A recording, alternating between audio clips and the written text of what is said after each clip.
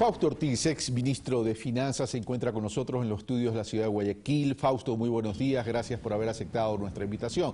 Fausto Ortiz, uno de los principales mensajes que se estaría enviando a la ciudadanía tiene que ver la proforma presupuestaria. Si bien las mesas de diálogo están emprendiendo sus acciones de conversación, de propuesta, de análisis, de debate, una de las principales preocupaciones es el tema de la economía, y el tema de la economía, siendo el eje central, va a tener un punto de partida, es la proforma. ¿Se va a incrementar el gasto corriente? ¿Se va a mantener el gasto corriente? ¿Cómo va a estar el gasto de inversión? ¿Qué comportamiento va a tener el déficit fiscal? Al final, ¿a cuánto asciende el déficit fiscal y cuáles son los requerimientos financieros? En ese sentido, con tu experiencia del Ministerio y estudioso y haciendo seguimiento de las cifras macroeconómicas del Ecuador, comencemos por el principio. ¿Cuál es el verdadero déficit fiscal? Porque se habla de 4.5, se habla de 8 puntos, es decir, puede ser entre 4.500 a 8.000 millones de dólares. ¿Cuál es el déficit? ¿Cuál es la realidad de la milanesa en este sentido? Fausto Ortiz, buenos días, bienvenido. Gracias, Carlos, gracias por la invitación, saludos cordiales.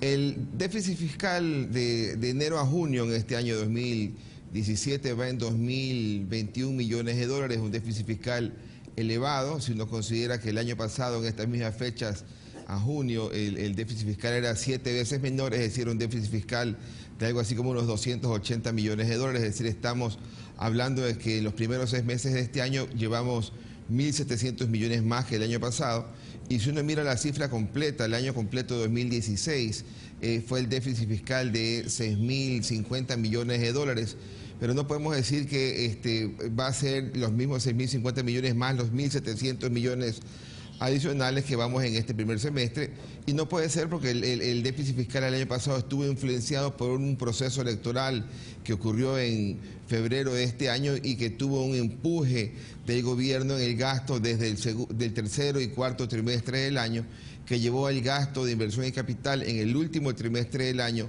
a superar los 4.000 millones de dólares, un valor que duplicó lo que venía el gobierno haciendo trimestres anteriores, y ese empuje, esa fuerza del último trimestre del año 2016 no lo vamos a ver repetir en ninguno de los 2 trimestres posteriores. De hecho, el último trimestre del año pasado apenas superó a los 2 trimestres juntos de este año, ¿no? Pero eso entonces significaría que siendo el año pasado y parte de este primer semestre, me refiero al primer trimestre, algo atípico por el tema electoral, significaría entonces que el déficit fiscal estaría por inferir, en la proyección al 2017 de todo el año, estaría por debajo de los 6.050 millones? Para mí el número que vamos a tener en el año 2017 estará bordeando entre 5.500 y 6.500 millones de dólares. Va a depender un poco el deseo del gobierno de gastar, de no frenar la economía, de emprender unos proyectos nuevos de campaña del gobierno entrante. Y la forma de hacerlo es la parte complicada. ¿Lo vas a hacer con financiamiento o lo vas a hacer con atraso? Son las 2 opciones que tiene el gobierno. No creo que tenga opciones por el lado de mayores impuestos, sobre todo en esta proforma presupuestaria del 2017, que será presentada en el mes de agosto y será analizada todo el mes de agosto, y estará libre, ya aprobada en el mes de septiembre. Es decir, la proforma presupuestaria en realidad va a empezar a regir para el último trimestre o quizás los últimos 4 meses del año, y habrá que enfocarse en la proforma presupuestaria del 2018, que se presentará en octubre, se aprobará en noviembre, pero para mí la proforma del 2018 va a tener un elemento especial, porque seguramente entre la aprobación de esta proforma 17 y la siguiente, el gobierno enviará, me imagino yo, un paquete de medidas tributarias sobre todo para poder justificar el incremento de ingresos en la proforma del 2018. Porque hoy día no puedo poner en la proforma del 17, no puedo poner que voy a tener más impuestos si no los he aprobado en la Asamblea. A ver, pero esas medidas tributarias que tú mencionas más bien, dentro de los diálogos y dentro de las declaraciones, el propio presidente de la República habla de no tomar medidas que afecten a la población. E incluso el sector productivo está hablando de racionalizar el impuesto mínimo, volver a los cálculos originales, eliminar el impuesto de la salida de divisas, es decir, no más impuestos, habla el sector productivo. Por tanto, si es que hay medidas, habrían medidas más de carácter regulatorio que de carga impositiva. Por tanto, no habría aparentemente nuevos impuestos. Una cosa es el discurso político, otra cosa es sentarse a analizar la reforma presupuestaria en el papel. Son dos cosas completamente distintas. Cuando tú ves que pierdes los 2 puntos del IVA, significa 500 millones de dólares en lo que resta del año de menos impuestos. Cuando ves que le quitas las salvaguardas, que en el resto del año son otros 400 o 500 millones de dólares. Cuando ves que tienes que eliminar la salida de divisas o una parte gradual de esa salida de divisas, y cuando tienes que eliminar el anticipo de impuesto a la renta, o regresar al anterior, te das cuenta que se está quedando un hueco por ahí de unos 1.500 millones de dólares en el lado de ingresos que vas a tener que compensar. Y esa compensación, a mi manera de verlo, podría ser por el lado del IVA, que donde la población podría aceptar que no tener que pagar salvaguardas tan altas a cambio de tener un IVA quizás el mismo nivel del 2016 o quizás hasta un punto más. Mi número con el que yo estoy jugando está entre 2 y 4 puntos de incremento en el IVA de cara al 2018.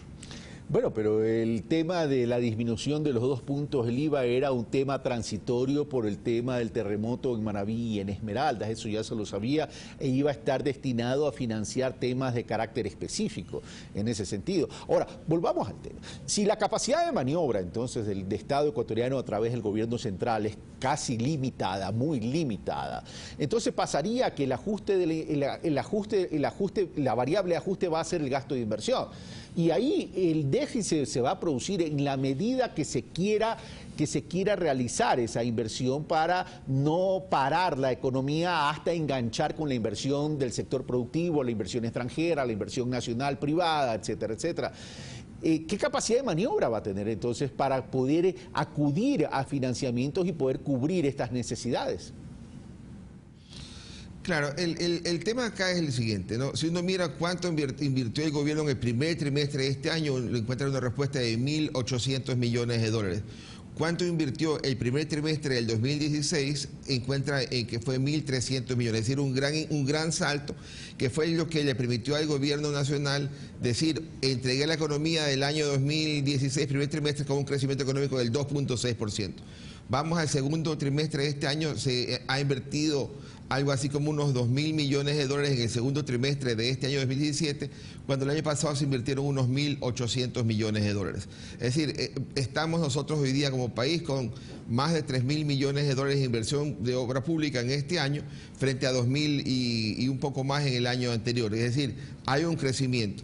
El tema es, en el tercer trimestre y el cuarto trimestre, cómo logra frenar aquel ritmo de gasto. Es complicado.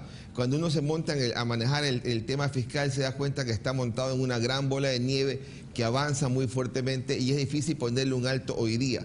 Hay que tratar de poner un alto de cara al 2018, de cara al 2019, pero ¿cómo pones el alto? Es diciendo al sector privado, usted entre a hacer obra de largo plazo, usted entre a tomar concesiones, usted entre a darme la mano, porque lo que el gobierno nacional le va a tocar enfrentar es regresar del 14% del Producto Interno Bruto, que era la inversión pública en el año 2013 y 2014, regresar al 4,5% que era la inversión pública en el año 2006, es decir, nos va a tocar retroceder 10 años y hoy día estamos en niveles de obra pública más o menos en un 8%, es decir, ya estamos en la mitad del trayecto de regreso hacia la realidad que tiene América Latina.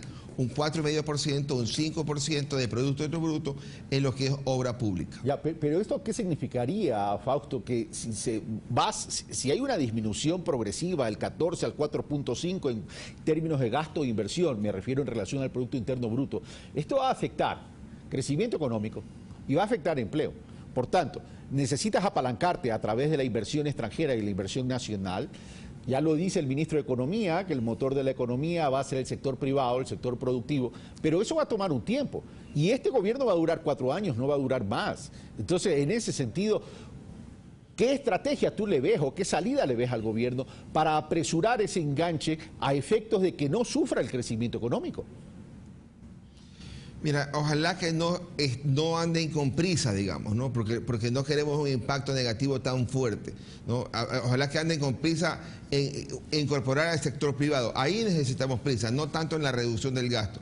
Que el sector privado se incorpore, que el sector privado vea buenas condiciones, que el sector privado pueda traer sus recursos que pudiera tener en el exterior, que el sector privado pueda atraer recursos que puede encontrar en el exterior, que el sector privado pueda convertirse en el gran motor de la economía, que aparte genera trabajo y que tome el rol que le corresponde. Tome el rol que en su momento el gobierno pensó que podía tomarlo para siempre, pero nos estamos dando cuenta en esa caída de 14% del PIB al 8% actual, caminando hacia el 4,5% o 5%, entonces vamos a tener que ver cómo el sector privado se engancha muy rápidamente en esta reducción paulatina y lenta que le tocará tener al gobierno para evitar que la economía sufra una recesión brusca y que el desempleo se empiece a complicar. Quiero plantearte escenarios de acciones de parte del gobierno nacional con base en lo que ya ha dicho el gobierno nacional. Uno, habla en el tema de infraestructura, habla de modelo de gestión a través de concesiones, ya sea para construir 2.000 kilómetros más o 3.000, si no me equivoco, o ya sea para el mantenimiento. Es decir, concesiones, muy puntual. El tema del sector petrolero, se está hablando de revisar incluso los modelos y tipos de contratos y se habla de poner el pie en el acelerador para incrementar la producción. El tema de la minería. Y dejo al último el sector agropecuario porque ahí creo que está retrasado el gobierno nacional por los juegos políticos que ha hecho al interior del Ministerio de Agricultura. ¿Qué tan factible es que esto se acelere, se ponga el pie de acelerador para más bien apurar y agilitar la inclusión de esa inversión privada? Claro, hay que trabajarlo en rápidamente sacar el gasto del gobierno hacia el sector privado en la primera parte que tú dices, las concesiones. No hay mucho que se pueda hacer en el campo petrolero. En el tema petrolero, el gobierno recibe en el presupuesto unos 2.000 millones de dólares de ingresos petroleros, pero al mismo tiempo tiene que pagar más de 1.500 millones de dólares en el año por preventas petroleras. Es decir, al final del día el flujo se le va agotando al gobierno en el lado petrolero, excepto que el gobierno vuelva a incrementar financiamiento otra vez a través de preventas petroleras. Para poner los números, de enero a junio de este año el gobierno ha recibido 400 millones de dólares de preventa petrolera y ha tenido que pagar 600 millones. Es decir, al final del día el gobierno ha terminado reduciendo 200 millones del saldo de la deuda petrolera, que estaba en 1.500 millones y ahora debe andar bordeando los 1.300 millones, pero de aquí a diciembre seguramente va a continuar en esa reducción de deuda. Y entonces, y luego el otro asunto es, ¿cuánta deuda más necesita el gobierno tomar para poder solventar el enorme déficit fiscal que tiene? Y la respuesta es mucha deuda, pero lo que tenemos que hacer es tratar de bajarla. ¿Y por qué es una preocupación bajar la deuda? Porque si hoy día uno mira cuánto es el déficit, cuánto es la deuda del gobierno frente al PIB, en lo que es la deuda agregada total, estamos hablando de más del 42% del Producto Interno Bruto, lo que es deuda pública, más unos 5 o 6% del PIB en lo que es otros pasivos. Pero dejemos un rato ahí y veamos el tema de la deuda pública. De aquí a diciembre la deuda pública debería aumentar por lo menos 4.000 millones de dólares para poder atender el gasto que le toca enfrentar el gobierno hasta fin de año. Entonces estaremos hablando de un 46% de deuda frente al Producto Interno Bruto, que ampliamente superó el techo legal del 40%. Si el gobierno nacional quiere seguirse engañando con el tema de ese decreto de la deuda agregada, entonces la deuda consolidada, y entonces estaremos hablando de que ese nivel que hoy día está en 27.7 podría pasar hasta un 32%, pero el año siguiente, si no corrige el déficit, si no lo achica, porque si no lo achica podría volver a repetir un 6 o 7% de déficit, estaremos hablando de que ya en el año 2018 estaremos topando y superando ese 40%, no solamente a nivel de deuda total, sino inclusive a nivel de deuda consolidada. Y eso le va a traer problemas al gobierno porque tiene que enfrentar una realidad, tiene que eliminar el techo de deuda, tiene que sacarlo por todo o tiene que elevarlo al 60% con una clara señal de que en el futuro va a ir reduciendo el endeudamiento. Pero para reducir el endeudamiento no tiene que haber déficit fiscal, porque no puedo bajar $1 de deuda mientras tenga déficit fiscal elevado o pequeño, digamos, porque necesitas tener más ingresos que gastos para poder pagar la deuda. Ahora, y con esto termino, Fausto Ortiz, ¿qué posibilidades de reestructuración de la deuda real hay? La reestructuración ayuda porque en vez de tener que pagar 1.000 millones este año, tendría que pagar 500 o 50. Eso ayuda en la reestructuración para para no complicar y distraer el esfuerzo del gobierno nacional en los recursos. Pero reestructurar la deuda no te ayuda a bajar el techo de deuda. Reestructurar la deuda te puede ayudar a tener mejores intereses. En vez de pagar, como el año 2018 vamos a pagar más de 2.500 millones de dólares, quizás pagar 2.300 millones. Tampoco es una cosa tan importante y grande lo que se pueda aliviar el flujo. Pero el asunto es reducir el déficit fiscal, eliminar el déficit fiscal, y debería ser la gran tarea del gobierno del presidente Moreno, ojalá en sus 4 años de mandato. Bueno, Fausto, lo dejo para que vaya a desayunar donde su mamá. Me la saluda, por cierto. Muchas gracias. Un fuerte abrazo.